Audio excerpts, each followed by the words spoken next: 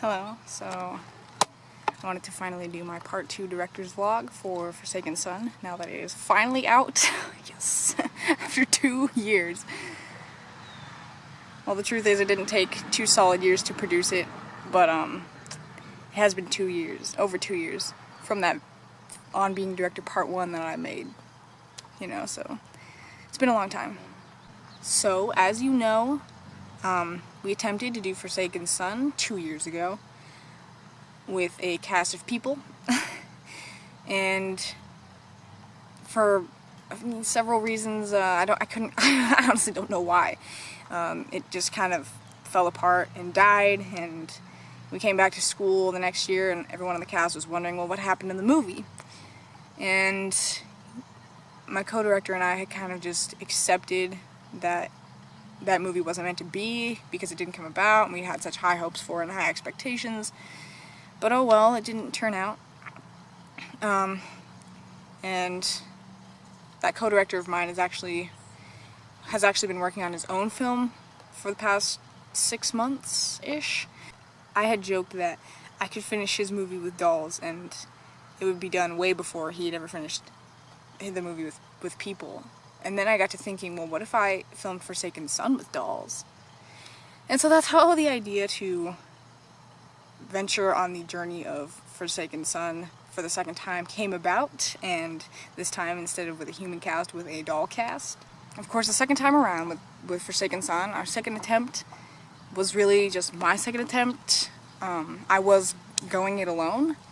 It wasn't just that I was now working as a single director. I was by myself the director, and I was also working to manipulate the dolls, and I was the editor and producer. Yeah, my intent was to stay true to the original script that had been written by both my former co-director and myself, and I was able to mostly go through with that. There was one scene I had to rewrite for a few reasons. One of them, the main one, of course, being I wanted to make it a little easier so that I could actually do it with dolls, me and my 2 hands and some dolls, and it was the sunscreen fight. This time around, the second time, attempting to film it, was a little bit more stressful than the first time, simply because, I didn't have a person with whom I could plan things and, a whole cast that could act out, the things instead of, I would have to sort of remember the lines, when I went into the scene, remember the lines for each and every character and know which one said what when. And I mean, a lot of the time I could have the script open and nearby and I could be reading off of it, which was a lot easier, I'll tell you. Hacks for groovy movies and doll movies of any kind, just have the script open just out of the camera's view. Since you're not going to be appearing in it probably, just have it somewhere that you can look at it, and your hands are really the only thing that's needing to be present in the eye of the camera lens. Although the second time around was a little bit more stressful, it was, I think, in some ways a little bit more rewarding and enjoyable because I was going through it all by myself, and so, the final product coming to fruition, it was really sort of a testament to my persistence and my perseverance and my dedication to the project. And yeah, I do think, to have filmed it with a cast of people as well as a co-director probably would have been, equally rewarding or even more so, because, it would have shown that I had the skills to direct a cast and that the cast had the dedication to pursue the project to its finish, and it would have been a sort of group effort. I do feel rewarded for having done it on my own, and that includes the soundtrack as well. I was a little apprehensive about having to compose all my own music for it. After looking up some things about copyrights, I decided I would just compose my own music so I could avoid all that. And I was a little apprehensive, but it turned out to be not as hard as I thought it would be, because I just went through, occasionally when I go to a piano, I just come up with a song tidbit and I'll record it or something. So then I just went through all my old piano song tidbit recordings and found ones that I thought fit the different parts in the movie that needed musical accompaniment, which I'll admit is only three parts of the movie, but even so, I think the music, the music and the soundtrack and the accompaniment really is important to the tone of those parts of the movie and the movie as a whole. And so I feel really good about the fact that I composed my own music, and editing it a little bit, polishing it up, it sounds really good. I'm really happy about it, especially the end credits music. Oh my god, that kind of came about by accident, that little song tidbit. I was working with a song that I had tried to be composing for this specifically, and I had just kind of like been recording it, and then I kind of went off on a musical tangent and started just playing that randomly. And then I realized, I'm like, that would be amazing in this movie.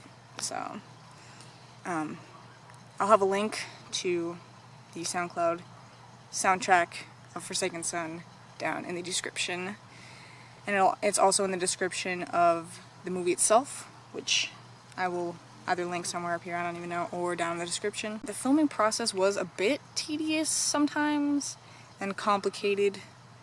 All my awkward hand animation, that is what AHA stands for in the end credits of that movie. Trying to manipulate the dolls and knowing at what time each character was speaking and what actions they were doing. Trying to get shots of the group walking were very challenging. I ended up doing splits of that and what I called clever camera angles, so that I couldn't manipulate all 5 at the same time. So I, at most could do 2. So that I did clever camera angles so that it would switch back and forth between different people, as they were talking. All in all, though, I only did 6 days of filming to get the clips that you see in the final product. There were a few days where I was doing soundtrack work, composing the music for 2 scenes in the movie and the end credits. It didn't really take too long. It did take over a month for it to get all put together, but the work I actually spent on it within that month was less than 2 weeks. So on the whole, bringing Forsaken Son to life again was, I think, a really good experience, and it was, I feel really rewarded for having done it. I would have just sat around being really sad that we had never gotten to finish Forsaken Son with people and with our cast of people and my co-director. I would have been sad about that, but I'm really glad that I decided to kind of go along with the little idea that I had come up with to film it with dolls, and so I'm really happy that it exists, and it was a really rewarding experience to put it together and to bring it to life again. I am not sure about my future short film plans, at least in the near future. Certainly in the future, I don't know, I will do more, but in the near future, I'm not sure. I have about a month and a week or so left of summer. I might be able to, I don't know if I would do another groovy movie. It was so much work, honestly. So much work.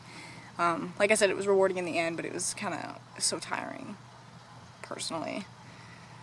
So I just want to take a break from that. I might do another Dear Jada style movie, not necessarily in the theme, but where I just take footage from a place I've been at and then footage of myself, and plot sort of emerges from that. Thank you very much to everyone who watched Forsaken Son, the final product, the groovy movie, and if you're really interested, please check out the Forsaken Son trailer where we tried to make it with a cast of people.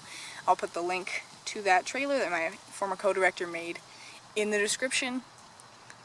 So thank you for watching Forsaken Son, thank you for supporting Forsaken Son, and I hope that I can post some more great content before summer's over. Thank you.